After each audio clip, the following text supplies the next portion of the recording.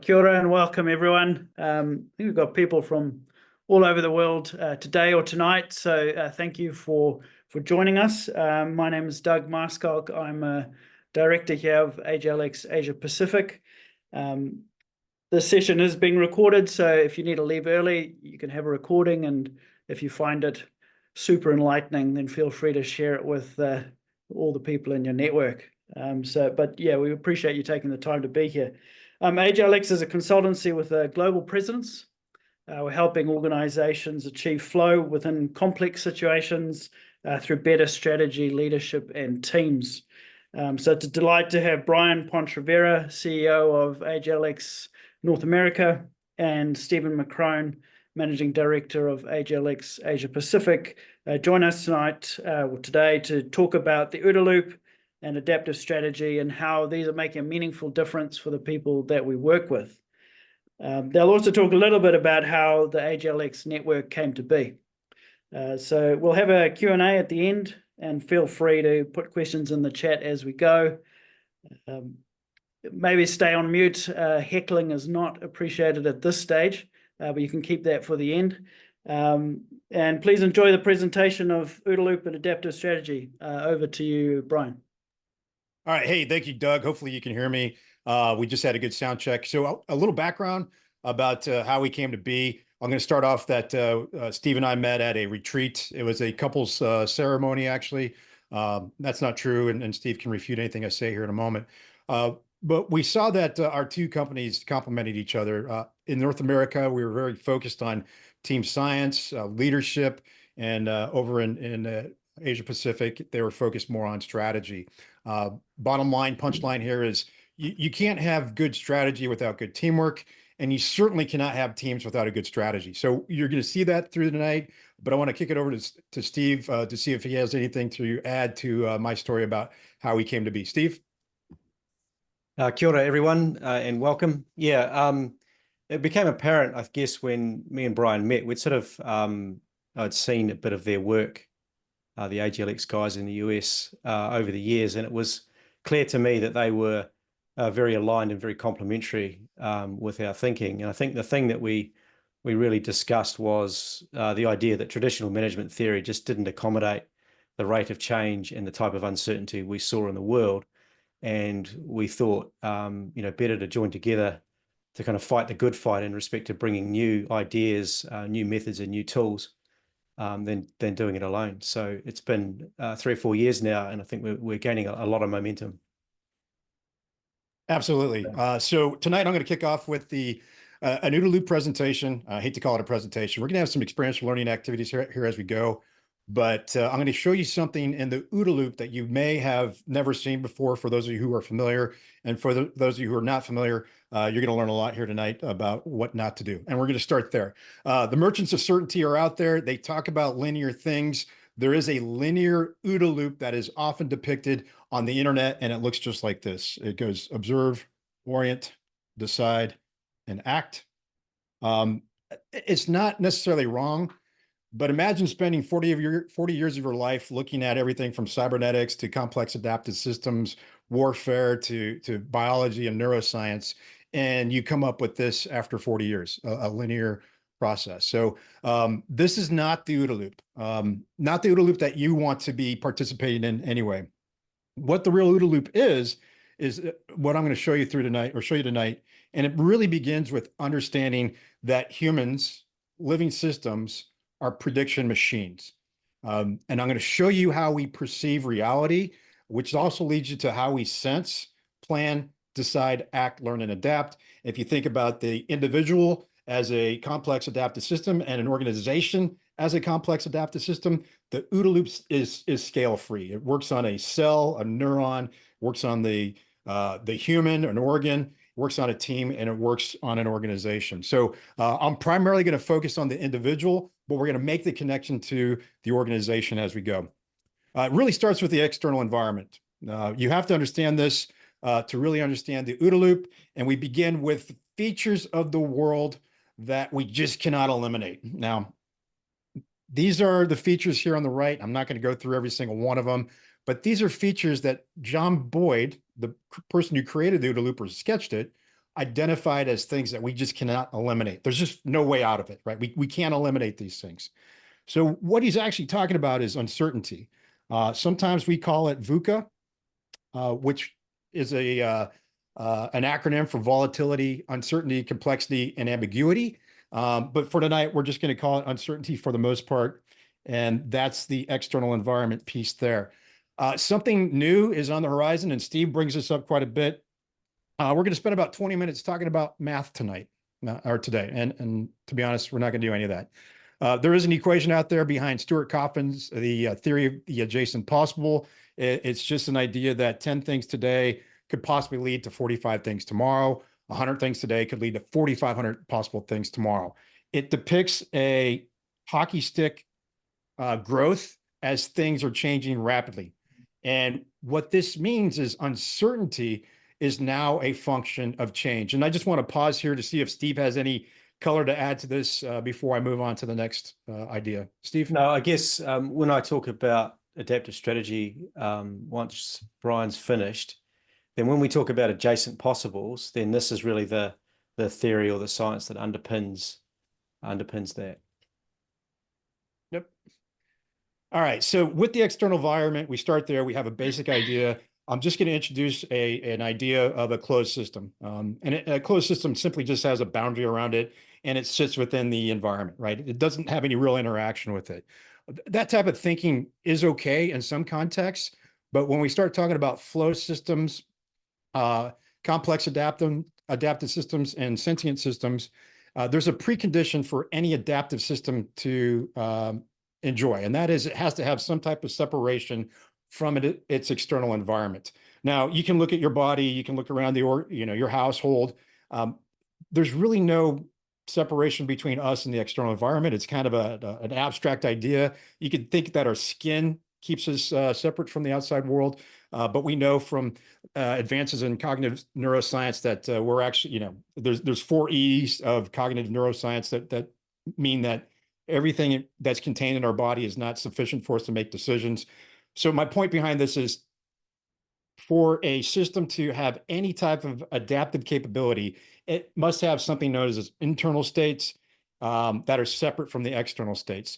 And in this picture, we have a boundary with inlets and outlets, and that is a basic understanding of a flow system. You happen to be a flow system. I kind of alluded to that a moment ago. Teams are flow systems, organizations are flow systems. We'll talk a little bit more about flow systems here in a moment. But here's probably the most important part of tonight's conversation, and that is any sentient or sense-making organism must possess an internal world model, a generative model, a map, something that represents the external environment. All right, so let's think about it again. Every living system has to have some type of map within its internal states of the external world. I'm going to say it one more time. It needs a map, right? So in fact, within the OODA loop, we call that map orientation. That's the second O in OODA loop. Observe, orient, decide, act. And remember, we're moving away from a linear approach to thinking about John Boyd's OODA loop. Now, orientation is that generative model. It consists of 5 components. You're going to see here in a moment, there's really 3 that matter most. But what this does is it represents that internal map of the external world. And orientation determines how you perceive reality. And I'll show you that in a moment. How you sense, decide, plan, act, learn, and adapt. So if you scale that out to an organization, organizations need some type of map of the external world to have any kind of strategy. And I think that's what Steve's going to talk to you about here in a few moments. Okay, I'm going to go into orientation briefly. I said there's 5 components. In front of you, there are 3. And I'll talk about the other 2 briefly. The other 2 are known as new information, which you're going to see here in a minute. That's coming from the outside world, and analysis and synthesis, right? The other 3 components are right in front of you. There's genetic heritage, cultural traditions, previous experience. So we could spend the next 30, 45 hours even talking about just a slide, but we just don't have that time tonight. So instead of talking about it, let's get down to business. And I want to show you something about how you perceive reality. We'll kind of make more sense of this. Anybody either come up in chat or come off of mute. Just tell me what you see in the picture in front of you. It could be anybody. It doesn't matter if you've seen this before or not. What do you see out there? Nobody sees anything? A dog. Okay. Thank you. Is that Madeline? And yeah, yep, there's a dog in there. All right. Not everybody sees the dog. And I'm going to show you something here in a moment. I'm going to show you another picture. Okay. There's a Dalmatian in that image, right?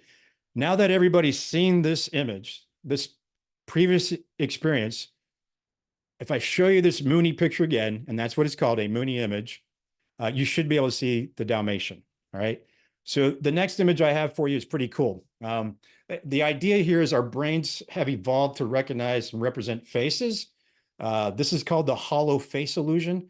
The moment you realize you're looking at the reverse side of the mask is the moment your brain switches to a new hypothesis or decision or prediction. We're going to use those all as the same, and it extinguishes the prediction errors as it spins around. So pretty cool thing. Punchline here, you see it in front of you. We do not perceive the world for what it is. We see the world in a way that is useful for us. Can somebody just read this out loud for everybody? Or everybody? Don't be afraid. Anybody can do it. Brian, you want to do it? I'll do it. Intelligence is the ability to adapt to change. Now, Brian's seen this about 20 times, so I don't know. No, and Brian, hey, just tell everybody why you can read that, other than the fact that I lied about you seeing it 20 times. Outside of bourbon, I'll say that it's because I can.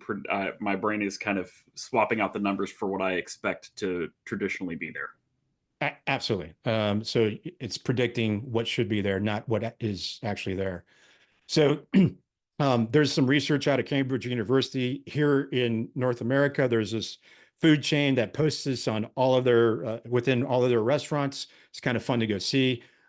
We've been talking about this for years, and now a lot of folks talk about the same thing. But the reason you can read that, and I'll let you read that, it tells you why you can read it, right? It's because the human mind does not read every letter by itself, but the word as a whole. It's predicting what's in the middle. The first and last letters are important, right? So punchline again, our brains are predictive machines. I am now going to demonstrate to you what this sort of looks like within John Boyd's OODA loop after we come back to this slide. And I apologize for that. I do want to spend another minute on here on genetic heritage, previous experience, and cultural traditions, mainly focus on how we evolved as humans. 2% of our body weight's burning 20 to 25% of our energy. That organ sits in our brain housing unit that's above our shoulders. We call it the brain. So it's a very, very expensive organ. There are systems in that organ. There's one actually known as the reticular activating system, that its job is to filter information from the outside world. So the information that it doesn't want to see, it keeps out there. And I'm not just talking about eyes, I'm talking about our other senses as well. But there are systems in our body that prevent information from coming in, right? And the reason for that goes back to the top, that 2% of our body weight's burning 20% of our energy. We're by nature lazy beings, right? And then there's nothing wrong with that. So let me throw out a few things that you may have heard from Steve and others. We see the world from our advantage point. Reality is a controlled hallucination. We only see what we expect to see. We know about inattentional blindness, that 17% that can only see, or that see things that others don't. We are pattern matching beings. We reconstruct our memories. So there's much more to dive into in how we perceive reality. But I want to go back to the images I shared with you a moment ago and show you how this flow system with this generative model or this map constructs our reality of the outside world. And it goes like this. This is going to be in a little animation. I'll walk you through this. So remember those images we saw on the left side? We get some type of photon eyes, and it turns those into sensory signals here, right? So here are the photons hitting our eyes, or observation in this case. And our sensory organs, which this represents, it can represent all of our senses, but in this case, it represents our eyes. It generates sensory signals, or what we call new information, that goes into this generative model or map of the external world. And what that generative model does, it generates a prediction, and that's represented by this diamond. And you can think of a prediction as a hypothesis or a decision, and that's what the D is in OODA loop, is decision or decide. And this generative model makes that prediction of what's behind out here, the signals that are coming in. And it kind of looks like this. All right, there's our prediction. This is our prediction down here of what's out here compared to what's coming in here. And there's a new science, there's a new principle out there called the free energy principle. It uses an inference engine or Bayesian inference, and that's what this part of the OODA loop does.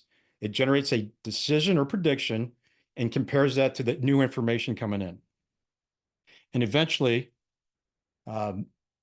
we start to generate a image or a model of the outside world, and that's called our perception of reality. So let me summarize this slide another way, just kind of draw it out for you. Your sensory organs bring in some new information into your generative model, to that orientation that creates a prediction of what's going on in the outside world. So we're predicting things beforehand, right? And eventually we end up with our perception of reality, which could also be your ego, your default mode network, your sense of self, all right? So what I'm going to do is I'm going to show you some other components of the OODA loop that connect back to the images that you just saw. I'm not going to do any more animations, just in the interest of time. But this is the next step in what happened when you were looking at the Mooney image, the hollow face illusion, and looking at intelligence, the ability to adapt to change. Before you decided to turn your head, before you decided to put your phone down, before you decided to close one of your eyes or cover one of your eyes while you're looking at the Mooney picture, you thought about that. And where that's represented within the OODA loop is the pathway that moves from action back to observe. That's internal to the system. It's a counterfactual. What if I do that? What if I do this? You can also think of it as a policy, a conditional prediction, a course of action, a plan, right? So internal to the system that's in this boundary, it's already predicting or thinking about, what if I turn my head? Would that change this image at all? So that's what that represents there. The next pathway I want to talk about is known as implicit guidance and control. If you think about explicit systems or explicit work, that's tied to consciousness, right? You're putting a lot of energy learning how to dribble a basketball with your left hand if you're right-handed. If you're learning to brush your teeth with your left hand, if you're right-handed, it takes a lot of effort, right? It's tied to consciousness. If you're right-handed and you brush your teeth, it's a lot easier to do. So that system, that conscious system, that explicit system is slow, but it's pretty flexible. You can learn new things with it. The implicit system right here is unavailable to your consciousness. It contains skills and experiences. So it's like an autonomic response. It's that muscle memory we build up. And it's absolutely necessary to get into a state of flow as an individual and as a team, by the way. So when we talk about team science and building teaming skills, we're talking about making the explicit, the leadership, communication, situational awareness, and all the components of teamwork, trying to make that implicit so you can reduce the energy required to work as a team and use that excess energy to understand the external environment. Okay, so I know I'm throwing a lot of things at you right now, but I just want to take a quick pause, check in with Steve or anybody else. If I can slow down and answer anything right now, please let me know. Does anybody have any questions up to this point? Nothing? All right. So Brian, maybe you can just talk through how would you introduce this into a team situation to sort of improve the way they work? Yeah, so the idea within a team OODA loop is how do we take people that think they're on a team, and they may be on a team, but they don't have the teaming skills. So if you think about technical skills as, how do you write code? How do you work on a oil platform? A musician, for example, those are technical skills. We're talking about non-technical skills. So non-technical skills of teamwork are things that need to be trained.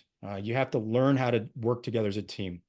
And what's amazing about that is through team development intervention, the science of teamwork, you show people through a simulation, an anthro simulation, you take them out of their element into another element, and you can see how they work together as a team, and you can give them new mental models, new methods of how to work together. Like, how do you plan? How do you communicate?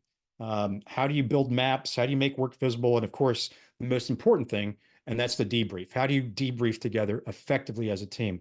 So that's what we're doing here quite a bit with some pretty cool tools and techniques that we're using on building that implicit guidance control, that those teaming skills to build that higher quality OODA loop. So those teams can really deal with changing environments with the external world.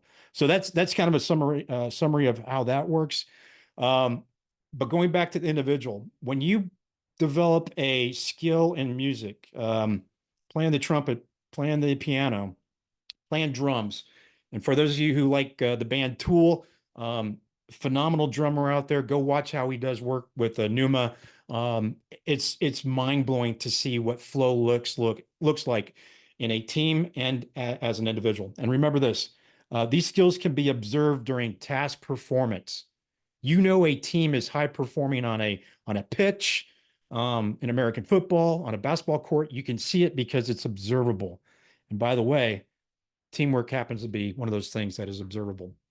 Okay, implicit guidance and control is really about peak efficiency. So when we're talking about strategy, we want teams that know how to mitigate cognitive biases. We want them to know how to put maps together, how to make work visible, how to share information out. That's what we want when you're developing strategy, because you need multiple perspectives to understand the outside world. Okay, I got a couple more things before I turn it over to Steve. This is one of the last slides I'll have for you tonight before I jump into a quick thing on flow. The OODA loop and debriefing. Here it is down here. This unfolding circumstances with the external environment is represented by this pathway that goes external outside of the internal states. What it says in a complex environment is we have to learn how to separate outcomes from decisions. We have to avoid that resulting, right? And there's a lot of great research on this, and we're talking about complex environments at the moment. So when you separate outcomes from decisions, if you text and drive and you make it safely to your destination, you made a horrible decision, but you had a great outcome, right? That's kind of what we're looking at when we talk about separating how we operate here with the results we get on the outside world, because luck does have a lot to do even in strategy. And maybe Steve can talk about that. So we want to focus our debriefing efforts on that implicit guidance and control, how we work together as a team, our technical skills as well. We want to update that internal map of the external world, right? We always have to do that. And we also want to check, how did we plan together as a team, right? How are we planning as an organization? Do we have the right approach to planning? So with that being said, I'm going to flip over into a quick image of, it takes about 45 seconds to build up. Here's the full OODA loop as it gets sketched out, where we have our observations, picking up those sensory signals, going into that generative model, which we call orientation. And remember, orientation determines how we perceive reality, how we sense, how we plan, adapt, and learn. There's our decision, our prediction of the what's behind the sensory signals coming in. And here's an action taking place internal to the system that says, why don't I turn my head and see what happens? There's me turning my head, I get some feedback, and now I get a better model of what's going on in the outside world, which is known as our perception of reality. And then implicit guidance control is really that autonomic response we can that is needed to achieve a flow state. So I brought up flow quite a bit, checking on time. I think we have it. I'm going to just walk through this in about 2 or 3 minutes. The OODA loop is actually has a lot of research from natural law. So we talk about flow systems. We're talking about systems from natural law. Of course, psychology of flow, that peak performance we get when we're meditating, when we're skiing, when we're present and we have that intense focus. In team science, we know that the difference between a high performance team and a team is a sense of flow. That's the #1 characteristic. That's why that's there. Flow, when you talk about the Toyota production system, I'm going to just anchor on this for a minute. John Boyd, before he sketched the OODA loop, he studied the Toyota production system quite a bit. And so when people talk about it's the OODA loop and Toyota production system make up Scrum or something like that. TPS is already embedded in the thought process behind the OODA loop sketch. We get into organizations that operate at the edge. Of course, that's another type of flow that we can talk about with John Boyd's OODA loop. My background from carrier aviation, worked with oil and gas companies. They follow this type of these principles that you see here on your left. And I'm not going to read them off to you in the interest of time. We're also learning about socioeconomics and flow.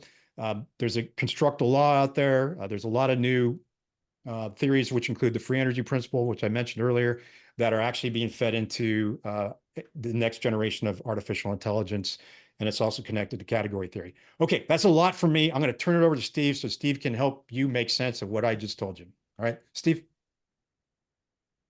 Thanks, Brian. I guess I'll just start by saying, if we go back to Brian's initial comment on the simplistic drawings of OODA loop that you might find on the internet, you'll see that, I mean, John Boyd developed this decades ago, and it's only now that we're starting to backfill his thinking with some real science. So there is some real science behind it. It is very deep. Anything that Brian's talked about, you can trust me, you can go right down the rabbit hole in terms of thinking about the complex adaptive systems theory, anthropology, cognitive psychology, etc. But the point, people, that I'd like to make is you don't need to know it. You just need to know we know it. So what I'm going to do is I'm going to talk you through adaptive strategy, which is basically a manifestation of a lot of the science, a lot of the things that Brian's been talking about. And interestingly, we developed our thinking in parallel, and it wasn't until we got to Canada and got together that we saw that that my organization and Brian's organization had been developing in parallel a whole lot of stuff that's very, very similar and based on some very interesting science. So I'm just going to share my screen. Goodness me. My apologies. I will share this screen. If we can see that, give me a thumbs up. Doug, yeah, cool. And this is adaptive strategy. So this is a way of thinking about strategy that shifts away from the traditional conventional thinking of linear planning. It was developed in response to a very specific incident. This is Christchurch over here in New Zealand. In 2010, the whole city was more or less flattened by an earthquake, and there was a massive rebuild project going on. And it occurred to me at the time, I was working with some construction clients, and Dean Boston, who's on this call, was one of those clients. So Dean, feel free to correct me when I make mistakes. It seemed to me that traditional linear planning based on a prediction of the future was not going to accommodate the massively complex, massively uncertain task that was rebuilding a city within an unprecedented geological event. So that was the catalyst for our thinking here. So it was really grounded in a practical way of approaching complex problems. Adaptive strategy is really only suitable for organizations who can't predict the future. So if you can predict the future, you can use traditional techniques. They're very, very useful when the future is available to you in a predictive capacity. Traditional strategy, the way that we think about it or get taught at university, is premised on our desire for certainty, which can be shown, a lot of psychological experiments will show people will move towards certainty and away from uncertainty, even if they know that certainty is false. So if you think about things like horoscopes, for instance, are appealing to a lot of people, there's no basis for those. Engagement surveys are very appealing for a lot of organizations. And again, they provide us false certainty, as does the idea of determinism and reductionism. We're very linked to this idea of if we can reduce things down to their component parts and fix them, or we can determine what the future is going to be like based on current state. And that's where Brian talked about having a closed systems view of the world. But of course, in reality, we're constantly reacting and acting on things outside of our closed systems. Laplace's demon is about this idea of understanding if we know the starting point and the movement of all of our system, then we can predict its behavior, both past and present. Of course, that is nonsense. But again, traditional strategies really founded on that idea. And again, the merchants of certainty, which I call management by virus, is where a lot of other people use traditional strategy, so we should use it too. Those things lock us into a very, in my view, dated view of strategy. And if we look at it in terms of a planning process, then, and I'll just go through this very quickly, is the first rule is work out where we are today. And then the second one is work out where we want to be in this imagined future. And organizations spend a lot of time imagining a state where all of their problems are solved and all of their opportunities are brought to fruition. And it's good fun to do that, and it makes us feel good. And then, of course, the role of the consultant is to then build the path from today into the future, and that becomes the plan. Of course, this traditional method is premised on the idea that the future is predictable and that we can control for the path.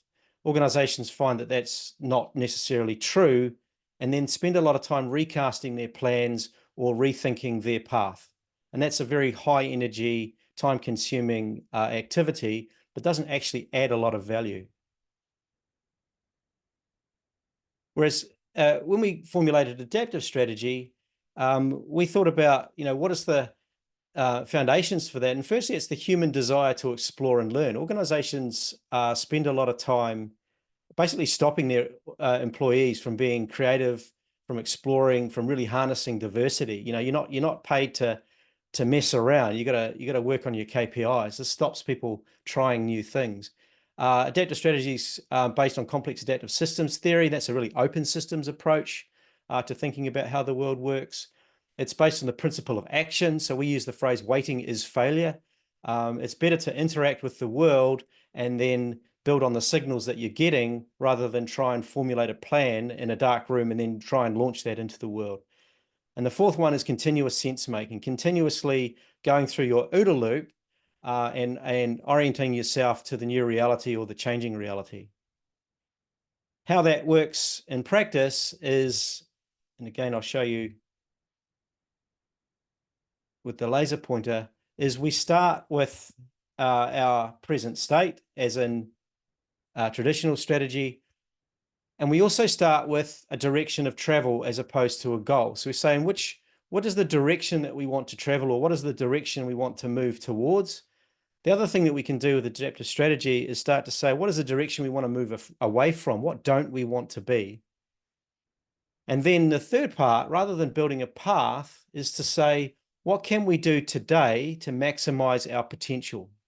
What are the things that we might want to try, explore, or learn about our system so that we can create value or maximize value that we already have? And these become a set of multiple experiments.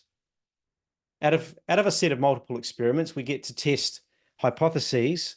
And again, using the OODA loop, we can quickly go through the actions associated with testing those hypotheses and then learn about how those actions were perceived in the real world. We then get to adjust our response to those. If it's working or we're seeing value, we get to do more. If it isn't, then we're learning. And if we can go through that process at a high tempo, then we are learning more than our competitors. We are learning more than our customers often, and we can provide extra value there. And what you get with the direction and tempo approach to strategy is the path is an emergent property of how we act in the system. We don't plan the path ahead of time. All we really need to do is plan our next step. And then as long as we're moving in the right direction at the right tempo, then the strategy becomes a verb as opposed to a noun. And the organization, by virtue of that fact, is one that is now innovative, because we're finding new sources of value and then amplifying the things that work and learning from the things that aren't.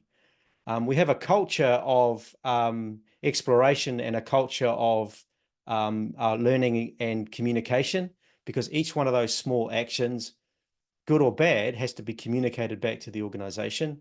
Psychological safety is increased because now it's okay to say, hey, I tried this thing and it didn't work. Whereas with a traditional strategy, you stick to the plan or you get in trouble. And that creates an unwillingness to explore, an unwillingness to take the steps we need to do to innovate. So this particular process we've now used in dozens of organizations, not just the ones in Christchurch, around the world.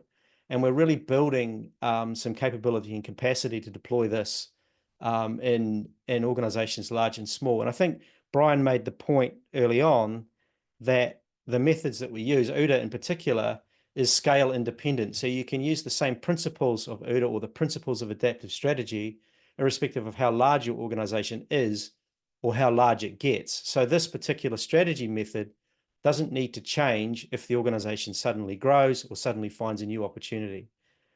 We had many clients in this space who said to us, we didn't have to recast our strategy in the face of a COVID-like pandemic, because we can always answer the question, how do we maximize our potential?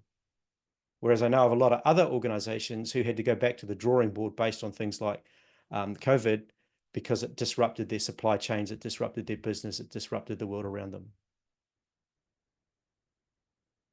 And feel free to ask questions on that.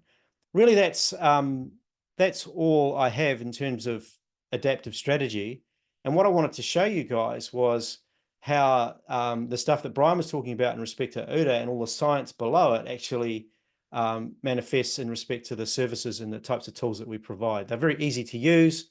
We talk about adaptive strategy as the fastest way from intention to action, and that's basically through the OODA loop. It's embedded in the process, so you guys don't have to learn it. Doug, I'll throw it back to you or Brian for comment.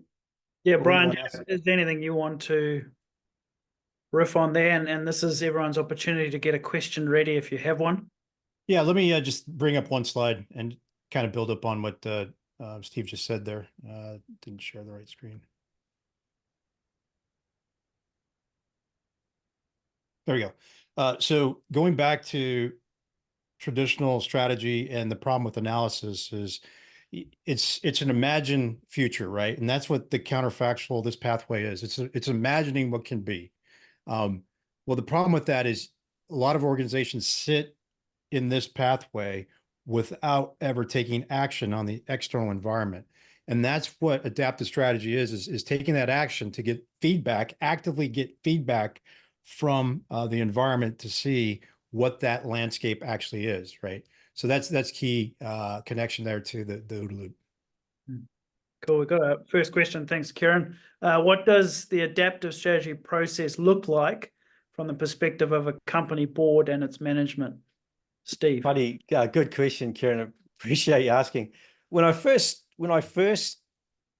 tabled, it was a pretty early version of the adaptive strategy to my construction client in Christchurch. One of the board literally banged the table and said, "This is not how you do strategy." And we just talked it through. I said, "Well, I'll start talking about this, and when I say something you think is nonsense, like, you stop me, and then we'll have a talk." And I basically got through it. And in the end, that person was a real advocate of our work. So companies, the only thing they need to get through in terms of a change in their worldview or their mental model is the idea of, is the future available to us through prediction? Is the future available to us through control?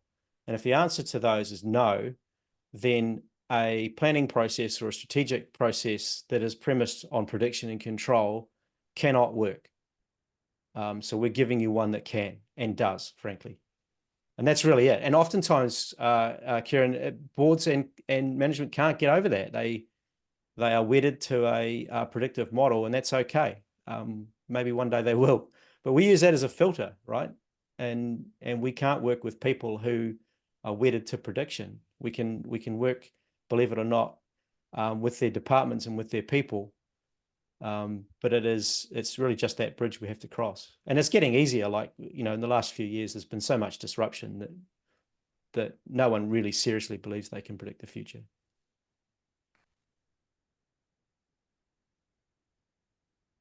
Question for Brian.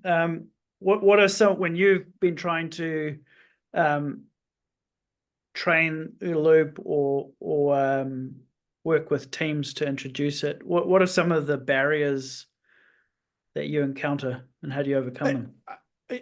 Steve brought this up, that you don't have to really train people on that, right? It's if your coaches know it, if the people you're working with know it, I don't have to spend 6, 8, 20 hours with you to teach the OODA loop if you're not interested. Those that are interested, they're going to get 40, 50, 60 hours of OODA loop, which is phenomenal. But what matters here is if you understand how we perceive reality and you understand how that scales through a team and an organization, you'll start to understand that, hey, I need this thing known as a red teaming technique. I need to know how to mitigate cognitive biases, because we just kind of went through that. So we can find many perspectives, those weak signals in the organization. When we talk about psych safety, I'm just going to share one slide here on psych safety. What you're trying to do is you're trying to blend egos or dissolve egos when it comes to psychological safety. So you want to, and the reason there's a color in this, nobody's asked me about this, is the purple represents rigid states. It's kind of it's a fixed thing. And down here is novelty, right? What we want to do, and this is kind of a way to think about this, is we want to push down this ego so we have access to higher entropy, higher novelty, right? And that's the reason it's drawn that way. And it's pretty advanced OODA loop stuff that we rarely get into. But there is a connection here to the OODA loop tells us that in order for us to get into a state of flow, to be connected to the external world, to connect with others and then blend those egos, we have to do something here to dissolve that or minimize that, right? And we need to make sure that implicit guidance and control, which is up here, is a good practice. And I'm using the language from Cognition, a good practice when it comes to building a team or a technical skill, right? So we want to make sure we have that, and that's how we achieve a flow state. So great question. I guess to summarize, yeah, you can. This is just like a model or a framework we can use to help people understand how things work without getting into the mathematics, the maths behind the free energy principle, or diving too deep into cybernetics. Right? This represents an assembly of ideas and concepts from everything ranging from warfare to the Toyota production system to the latest and greatest in neuroscience. So it's a nice to have for us. I'll just maybe add to that a little bit, particularly around the idea of ego. We apply adaptive strategy in the funds management sector. And those of you who have had any contact with funds management people, there are a lot of egos in that space. There's a lot of people who believe they have some magic source or some incredible data set that they use to predict the future value of assets. And the dominant theory for a long period of time has been this idea of strategic asset allocation, where clever people design a portfolio that will beat the market. That is clearly very, very difficult to do, and statistics would show it's pretty much impossible. We have a lot of survivor bias in there, but you don't see the failures. A lot of these organizations are switching to what they call now a total portfolio approach, and that's very similar. Well, it's based on exactly the same science, obviously, as the adaptive strategy, where you're saying, actually, what's the general direction we want to head? And then how do we take multiple bets or multiple like competing hypotheses around what will work and what won't work? And then we amplify the things that are working, learn from the things that aren't, and that becomes a continuous process. What it does is it shifts the ego or the central, I guess, privileged opinion away from the consultant or the expert and shifts it down to the people who are more in touch with the trading or the asset, and lets them really exercise their judgment, learn from their experience, and look at it from a more innovative or novel approach. So it allows the organization to effectively harness real diversity and lean into where they're winning, as opposed to try and create a plan for success, which invariably goes wrong. Okay, I think that might hopefully answer some of the question around real world application. We've got another one here, which is how do you preserve adaptability when benchmarking? The obvious tendency is to immediately attempt to mimic your competitor, assuming the path is controllable? Yeah. We work with a lot of organizations who do a lot of benchmarking as a pretty typical kind of exercise.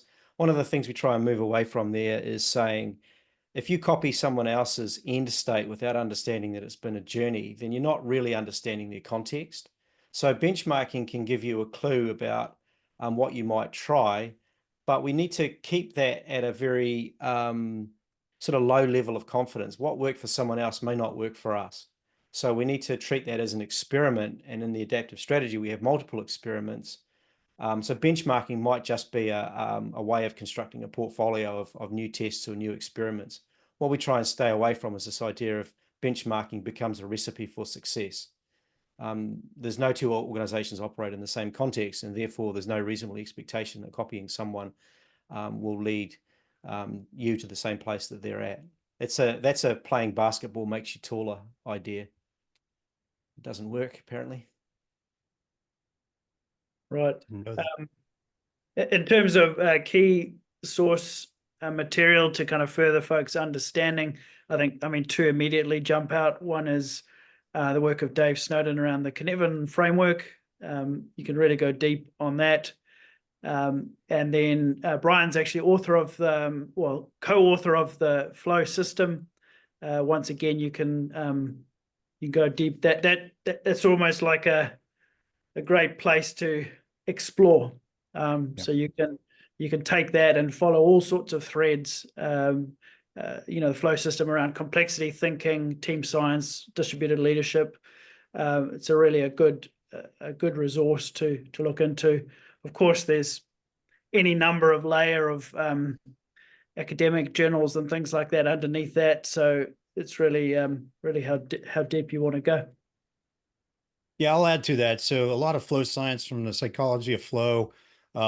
We have a podcast called No Way Out, where we actually spend a lot of time looking at John Boyd's OODA loop, what's behind that. So having discussions with neuroscientists, folks from a physics background, John Boyd's acolytes, folks that really, really understand the Toyota production system in a way that is revising history. It's pretty amazing, the folks that we get on there. So we have plenty of resources to go to as far as source material. We're right in the middle. We spent a lot of time inside of Quantico, Virginia, looking at what John Boyd read, the connection to physics, Eastern philosophy, Sun Tzu. There's so many things that you can get lost in. And that's what we enjoy doing, to make sure we understand this. But I think what really matters to you is, how do you apply this type of thinking to your, not just your system, but to yourself. And an adaptive strategy is probably the most, probably the strongest approach we have to get you thinking about how you do that in an organization. Yeah, and what we find with adaptive strategy, and the same for Brian and your team in the States, is it doesn't really matter the industry, because to one of the slides earlier, if you can't predict the future, you need to take a different paradigm. And so we're working with organizations to develop their whole business strategy from an adaptive perspective. Others, they get us in there just to work on a cybersecurity strategy, or a biosecurity strategy, or innovation strategy. This kind of thinking can work at multiple levels. You could use adaptive strategy to figure out your career and to make sense of it, right? So it's great in that way. Yeah, and Doug, something we're seeing a lot here is sports organizations in North America are really picking up on the observer-oriented side ACT loop, as well as hedge funds, big money. They're trying to understand, how do you maneuver in a market that's volatile.